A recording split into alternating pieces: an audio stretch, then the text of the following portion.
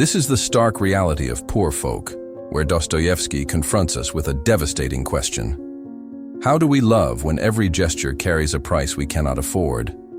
Though separated by centuries, this dilemma echoes in our present day.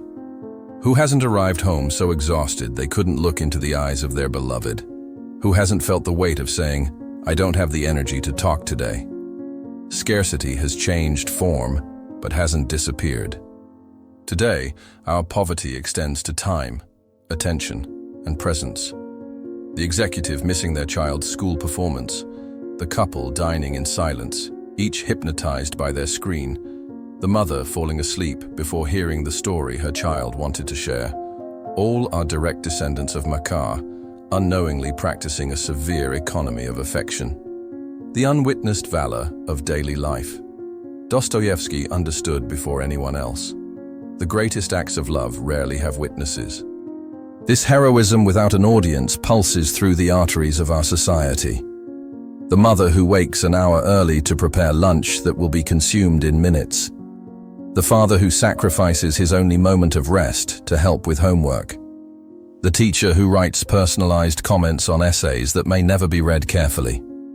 In a culture where every act of kindness becomes content for social networks, anonymous sacrifice becomes revolutionary. True love, Dostoevsky whispers across centuries, requires no applause. Enduring despite emptiness. I send you this letter knowing there may be no response. Still I write. This confession from Makar echoes in hospital corridors where caregivers speak to patients who no longer recognize them. It resonates in homes where parents continue preparing dinner for children who haven't come to eat in years.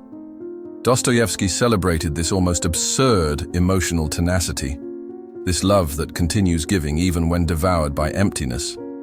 Like a tree insisting on flowering in the desert, nourishing itself only on the distant memory of rain. Love, he teaches us, is not a transaction. It's giving without guarantees. In our world of instant gratification, where relationships are discarded at the first sign of imbalance, this idea becomes almost heretical. Love that persists without feeding on reciprocity. What a radical form of resistance against the impatience of our times. Remembrance as final sanctuary. In our digital frenzy, we accumulate photographs we never revisit, record videos we don't watch. Instinctively, perhaps, we know what Dostoevsky already foresaw.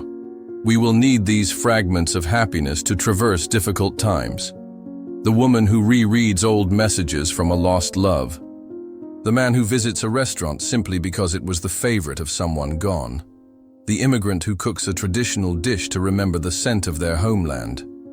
All practice this cult of memory as a form of survival.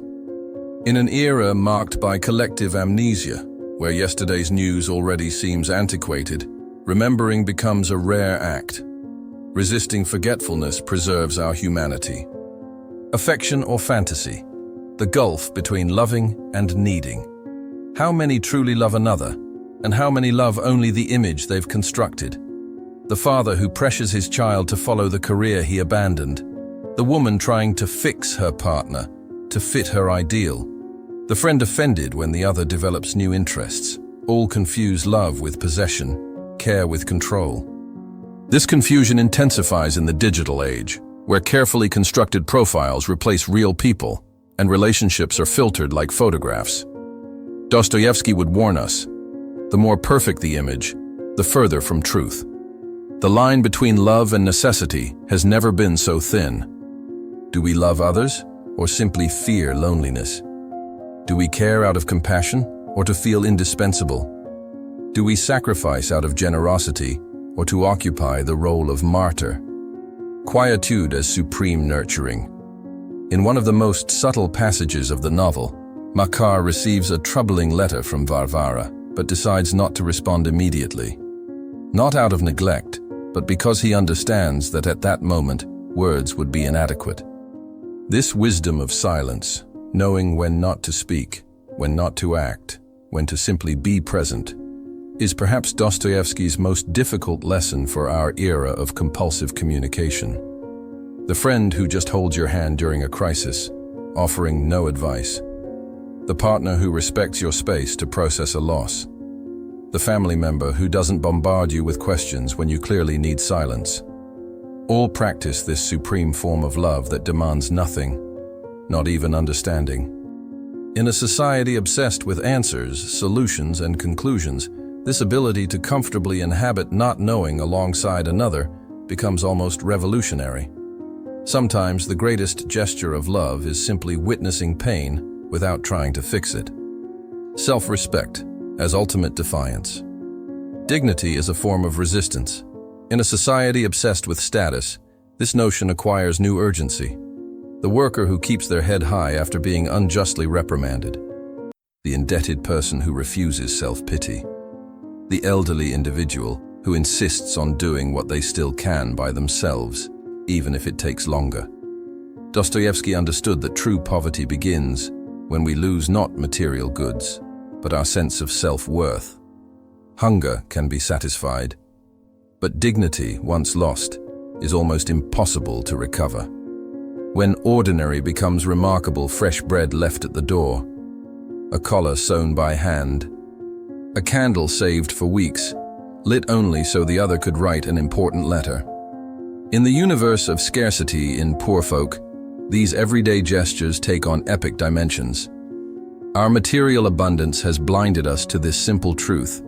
The value of a gesture lies not in its cost, but in the sacrifice it represents. The luxurious bouquet delivered via app may be worth less than the flower picked along the way by someone who thought of you. The elaborate message may mean less than the hasty note written before rushing to work. The grand celebration may matter less than coffee prepared exactly as you like it, without having to ask. The paradox of unconditional giving. Giving without expectation of return. This is the beating heart of Dostoevsky's thinking about love. Not as masochistic self-negation, but as the highest form of freedom. Loving because we choose to love, not because we expect something in return. In our transactional world, where even relationships are evaluated by emotional cost-benefit, this idea sounds almost incomprehensible. And yet perhaps it's the only form of love that truly liberates, both the one who loves and the one who is loved. The letters exchanged between Makar and Varvara, with their imperfect handwriting and hesitant phrases, continue to question us across time. In their simple words, we find reflections of our own struggles to connect, to matter, to mean something to someone in an indifferent world. Dostoevsky offers no easy answers, just an honest mirror. In it, we see our capacity for both genuine love and self-deception. We see our tendency to confuse possession with care, need with devotion. But above all, we see the radical possibility of love that persists even when everything invites abandonment. A love that doesn't depend on favorable circumstances but flourishes precisely in the cracks of adversity, like those stubborn flowers that burst through concrete, reminding us that life always finds a way. And that love, even among poor folk, poor in time, attention, certainties, will always find its way.